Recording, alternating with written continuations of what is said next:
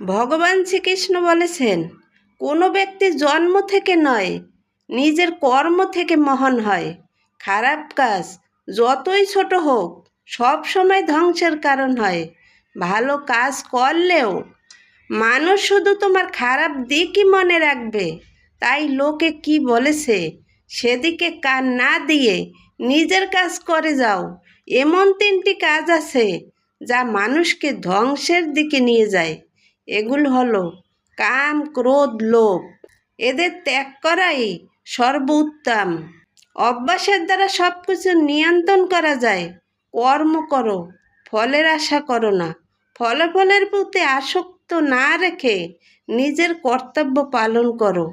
অতিরিক্ত মোহ ত্যাগ করো, সত্যের পথে এগিয়ে যাও।